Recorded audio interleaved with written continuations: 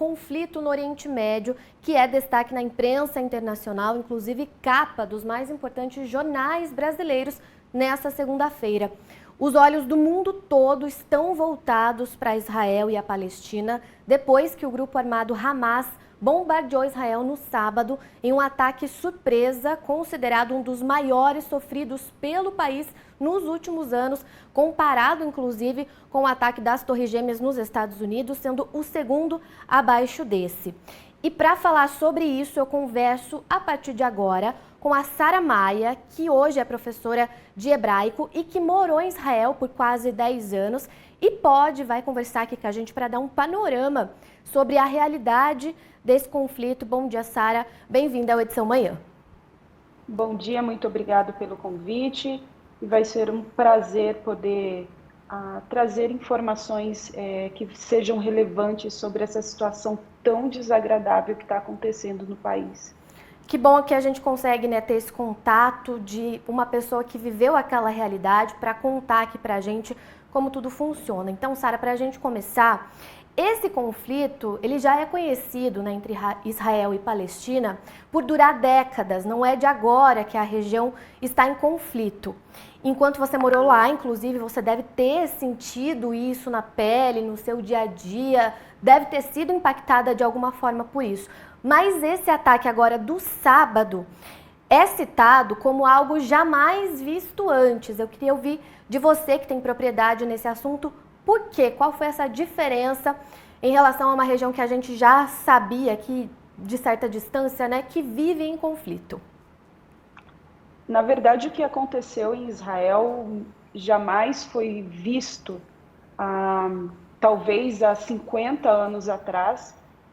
Os noticiários de Israel têm comparado essa guerra atual com a guerra do Yom Kippur, que foi uma guerra de surpresa.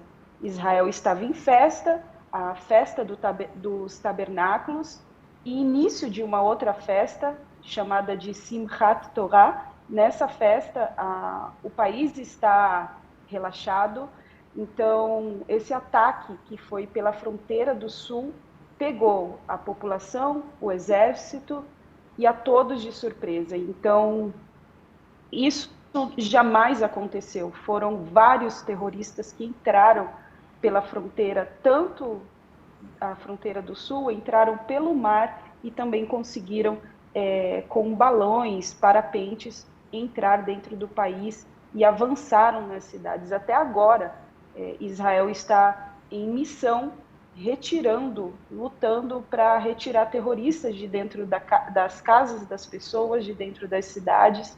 Não se sabe ao certo o número dos terroristas que entraram no território israelense. Então, algo assim realmente é inédito. E, Sara, você comentou sobre essa questão de números, né? Apesar de a gente não saber a quantidade de terroristas, de pessoas que estão lá para fazer esses ataques, é sabido que o número de mortes já passa das centenas e também há milhares de feridos. A gente pode comentar um pouco sobre isso também e sobre essa questão de ser interessante, porque Israel é um país conhecido pelos escudos, pela defesa, né, pelo equipamento bélico, pela tecnologia em monitorar e prever ataques desse tipo.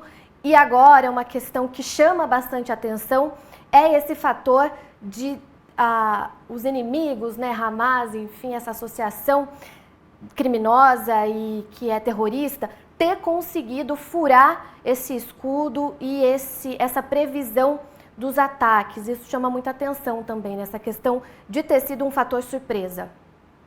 Exatamente, e isso somente aconteceu dessa forma há 50 anos atrás. Exatamente na sexta-feira, Israel completou 50 anos da guerra de Yom Kippur. Yom Kippur é um dia sagrado para os judeus e justamente o ataque foi dessa forma. Todos em festa, não estavam atentos e Israel foi pega de surpresa. Eu tenho recebido notícias diretamente de Israel, amigos, familiares, e hoje, no terceiro dia de guerra, acharam mais corpos jogados no deserto, porque o ataque, como foi pelo sul, pela fronteira, quando os terroristas entraram, eles deram de cara com uma festa rave, mais de 2.000 pessoas celebrando, festejando, feriado no país, e justamente um DJ muito famoso, o pai do DJ Alok, era o que estava ali presente, e já entraram abrindo fogo, matando várias pessoas. Então, aqueles que estão na lista dos desaparecidos, infelizmente, agora estão sendo encontrados como pessoas já sem vida. E Sara, é uma pergunta difícil essa que eu vou fazer e eu sei, mas eu queria saber se você consegue, de uma maneira breve, explicar o motivo desse conflito para quem nos acompanha aqui de casa, né? Porque depois que isso virou notícia nacional, internacional, que isso está atraindo os olhos da imprensa mundial, tem muita gente fazendo comentários que nem sempre tem a ver com a realidade, né? Queria que você, uma pessoa que tem aí uma propriedade nesse assunto, conseguisse explicar aqui pra gente, ou pelo menos dar um norte para se entender a razão desse conflito. Bom, o conflito que Israel tem com grupos extremistas, grupos terroristas, vem já desde a sua criação. Israel foi atacada ontem pelo norte. Então, outro grupo terrorista está se aliando ao Hamas, que é o Hezbollah. Eles estão no Líbano e já se associaram, já se uniram à causa do Hamas. É um pouco difícil de explicar porque eles usam, o grupo, o Hamas usa como desculpa a causa do Estado palestino, só que na prática não é isso que se vê quando eles entram nas casas e sequestram crianças, foram levadas, idosos foram levados, mulheres, e as mortes de civis não se justifica.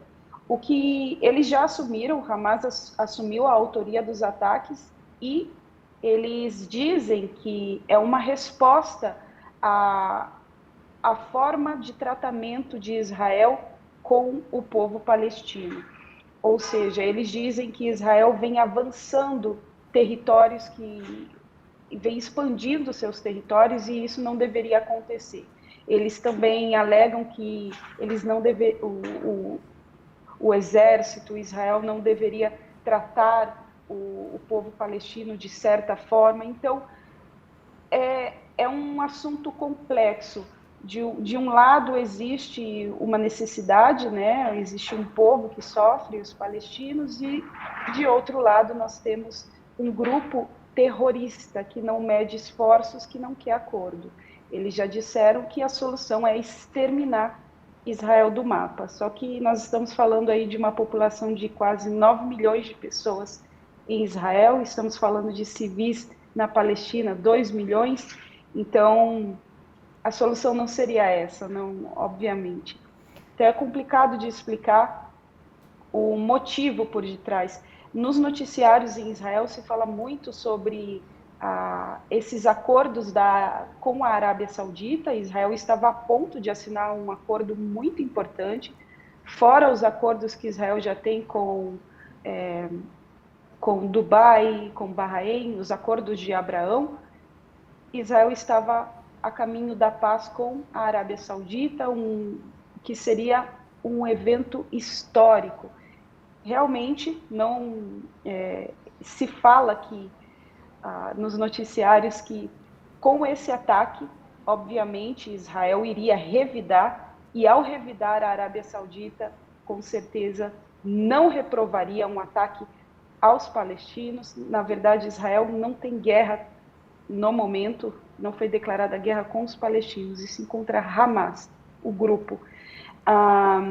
E conforme Israel ataca, a Arábia Saudita com certeza não ficaria do lado de Israel e jogaria o acordo de paz por água abaixo.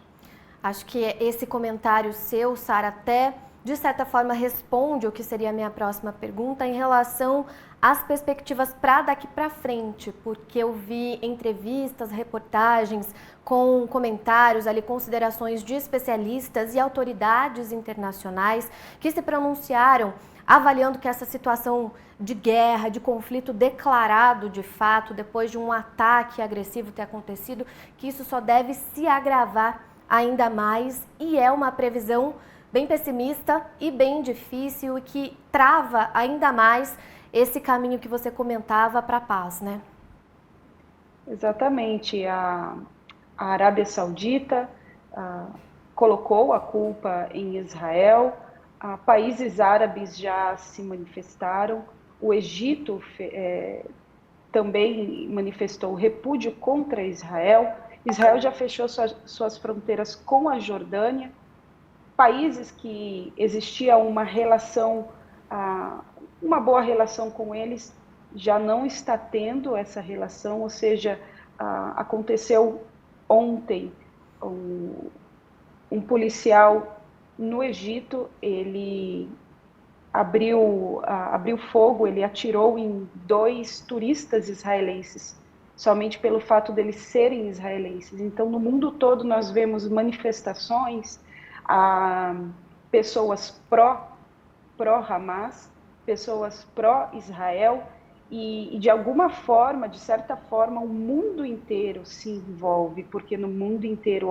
existem judeus, existem palestinos, então no mundo inteiro existem árabes, digamos assim. Então as pessoas estão se dividindo, países estão tomando suas posições. Os Estados Unidos declarou apoio total a Israel, a França declarou apoio, Inglaterra. Então é algo que está longe de acabar, infelizmente, depois da declaração aberta em rede nacional e para o mundo todo do primeiro-ministro. Netanyahu disse: estamos em guerra, e prometeu vingança ao grupo do Hamas. E essa situação é um conjunto aí de fatores e de desdobramentos que a gente ainda vai assistir, vai monitorar e vai trazer, claro, aqui na programação da RFTV. E com isso eu já aproveito para te agradecer, Sara, pela sua participação aqui no Edição Manhã, nesse dia de hoje. Eu que agradeço e esperamos pelo melhor. Com certeza. Obrigada, Sara. Eu conversei então com a Sara Maia. Ela é professora de hebraico, morou quase 10 anos em Israel e trouxe um pouco aí do panorama dessa situação no país, que a gente continua acompanhando aqui na programação da RFTV, desdobramentos ao longo dos programas aqui da nossa grade de programação.